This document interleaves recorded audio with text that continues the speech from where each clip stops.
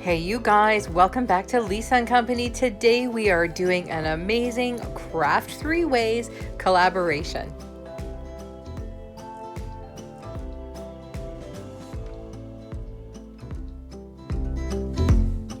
If this sounds like your kind of video, make sure you hit that subscribe button for lots of budget-friendly design, decor, and DIY, and you'll always know when we've uploaded a new video. Today I am using Dollar Tree box frames along with a whole bunch of stuff from my stash. I have a collection of these box frames, some from the fall, some from Halloween, and lots of them from Christmas because I couldn't get enough of them earlier in the season. So I have a huge collection here, and we are going to make a whole bunch of different DIYs that is going to create a beautiful gallery wall when we're all done. This amazing collaboration is the mastermind of my friend Kat from According to Kat. If you haven't checked out these crafting three-way videos, I am going to link her channel down below so you can see exactly what I'm talking about. While you're there, make sure you check out Kat's amazing channel. First of all, she's hilarious. Secondly, you gotta check out her blooper reel at the end of the video, and she does amazing DIY thrift flips, these craft three ways. Just go look, like I told you. And this month her co-host is my good friend Casey from Coffee with My Sunshine. I can't tell you enough. Go and check out these channels. These women create incredible content, and I'm proud to call them friends.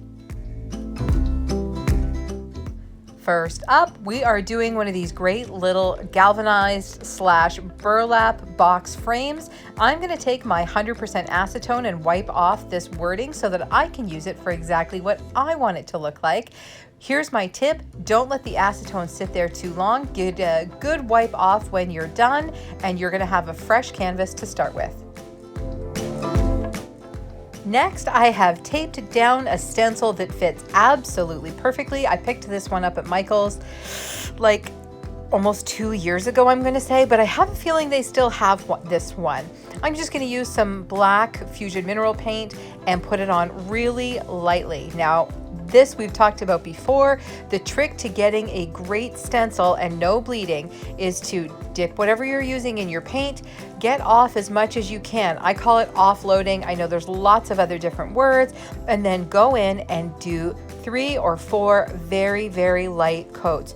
Don't try to get your full coverage the first time around, because you're gonna get bleeding and you're gonna be sad and you're gonna say, why didn't you tell me? So now I told you.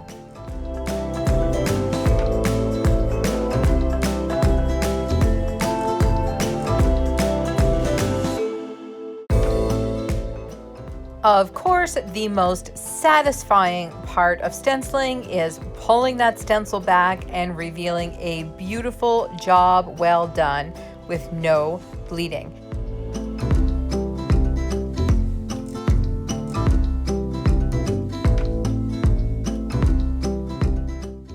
Next up are these tiny box frames with the raised center. Love these ones. You may remember I used them in my Easter tablescape as place settings. So what I used here was, I have, of course, leftovers from Valentine's Day, and I cut apart my XOXO so I would only have one. Just actually used my scissors on this one, and I'm gonna pop that right on the middle there, because don't you think what the world needs right now? Yep, a little more love. So I took this all apart and I actually got it sanded before I remembered I had this little wooden piece that I was going to use for something else. And the XO fits perfectly on it without going over the edge, fits nicely in the little box frame. So guess what? Yep, slight change of plans. We are using this one.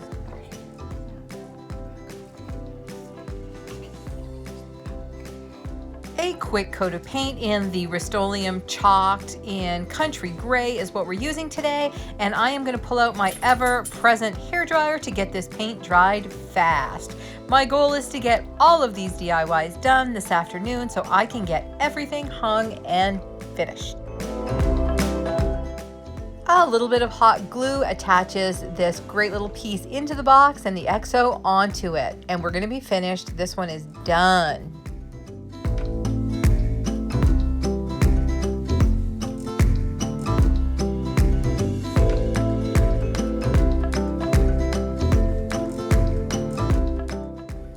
Okay, time to have some fun with these square box frames. Okay, so we have sanded them down, and generally when I reuse these, I sand pretty much all of the paper off. I find you get a way better finish.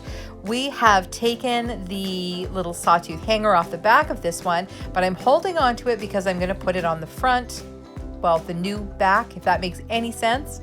Let's just get the label off and get this one started. This one is going to get a coat of black paint, and then I have a really cool ampersand that we're going to pop on the inside.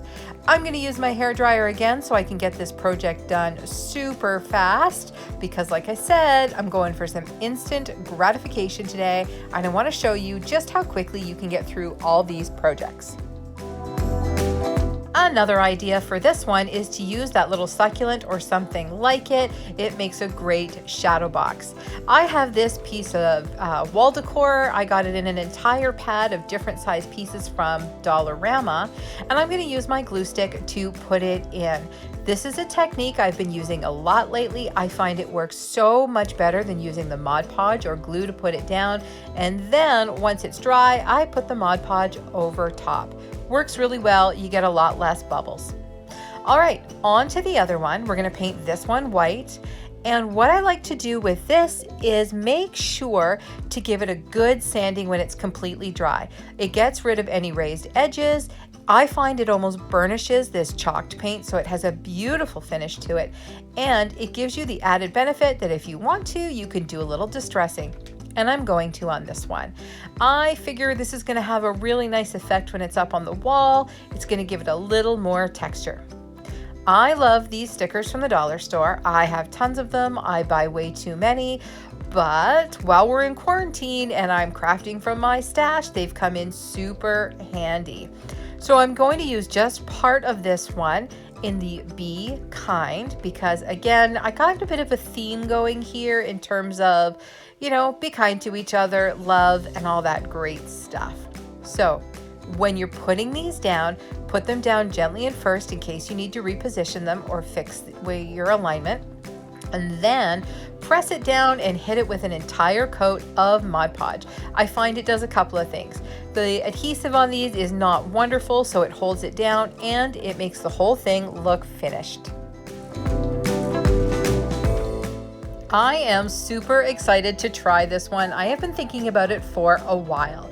I am taking two of these Christmas ones that are actually rectangular. I've removed the sawtooth hanger and I'm gonna put this together and create a tiny little wall shelf for my gallery wall. So leaving that one sawtooth hanger so I have something still to use, I am going to stick these together using my E6000 and a little bit of hot glue so I have that instant adhesion so I can keep working on this while the E6000 is setting up. I am jazzed for this. I've been wanting to use these frames for this for a while, so I am super excited to share this with you. I am going to repeat this process except doing it horizontally as opposed to vertically. So we're taking exactly the same box frames and I'm going to put them together so I have two completely different looks but with the same purpose. Moving right along, I really didn't feel like you guys needed to see me paint, dry, and distress this again, so I'm going to show you what I'm doing to finish this off. I have another one of these wall decor pieces from that same gigantic pad. I absolutely love what it says. It's going right along with the theme I have going today. And again, I'm going to use my glue stick, pop it on there. Once it's dry and there's no bubbles, then I'll give the entire thing a coat of the Mod Podge. I just feel like it finishes it off really, really nicely, and it works perfectly over the chalked paint.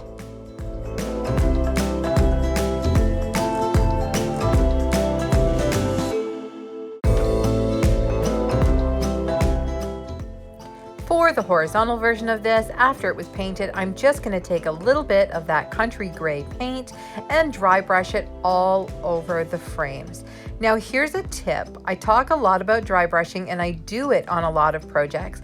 If you take a look, I like to start from an outside edge all the time and either stroke from the outside edge halfway in or go completely across from one side to the other. I never start right in the middle because I find it leaves a really obvious brush stroke. Then what I'm doing on this one is actually putting a little bit more on some of the corners and some of the crevices. So I had this tiny little mason jar that I had painted for another project and never used. So I'm going to pop a little succulent in it, but first I'm just going to give it a quick sand, pop some foam into it, and then put in the, oh my goodness, put in the succulent and pop it on the little shelf. We're definitely getting to the end of this video, gang. We are getting there. You know what? I think Kat is rubbing off on me. That's not necessarily a bad thing. And what's the best part of any video? Well, it's the reveal, of course, and seeing how it all comes together. So what was the goal? Well, it was using Dollar Tree box frames and crafting them 3 ways. Did we do it? I think we did. I love the shelves. Like I said, I've been dying to try this for a while. I think it's absolutely perfect on this little wall. I actually added the love Scrabble tiles that I did back at Valentine's Day, and I am thrilled with how the whole thing came together. Don't forget to check out these other videos. Thank you, as always, for stopping by Lisa & Company. Izzy and I really appreciate your support. Don't forget to hit that subscribe button so you know every time we upload a video, and check us out on Facebook and Instagram. We'll see you next time. Have a great day, guys.